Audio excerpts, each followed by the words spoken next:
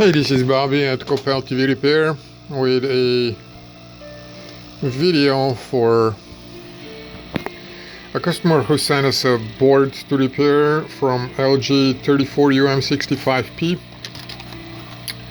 and for other customers that I'll be sending to that video when we need an example of why do we do certain things or why we don't do certain things. Anyhow, I literally just opened that package. It's been waiting for processing maybe 5-6 days here in the queue until it got to the top. And it says my main chip needs to be reseated if possible. I tried myself and I failed.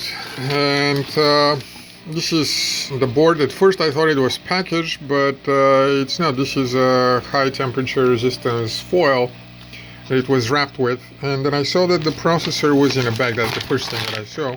And I was wondering why the customer would be sending us a replacement processor. Maybe not in that one, in another one, yeah, here.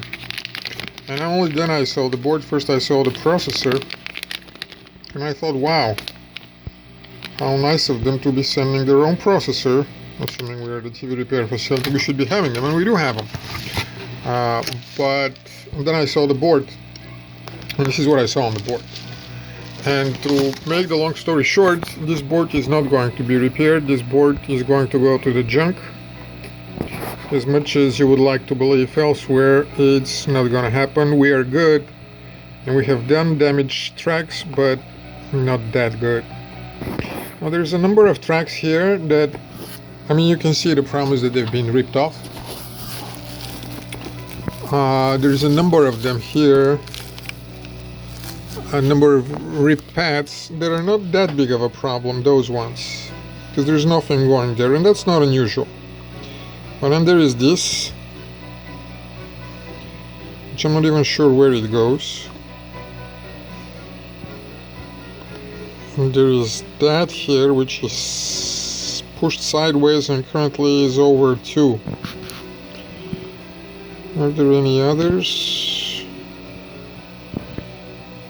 Here possibly there will be.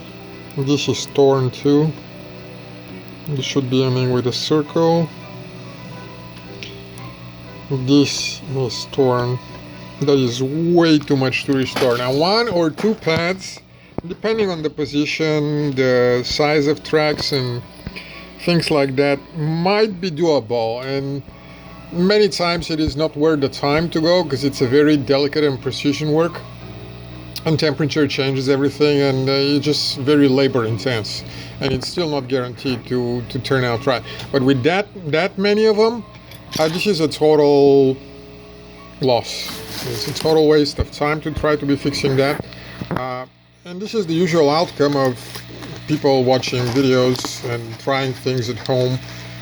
I'm not against that in general. I'm against people expecting something to be cleaned after them.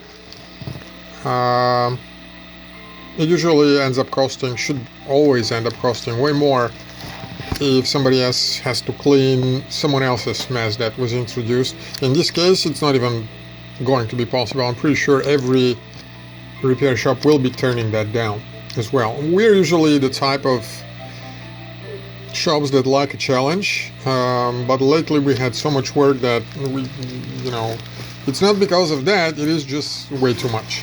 Whatever it is, the only thing that this board can be done is used for parts reference, whatever, but not repaired.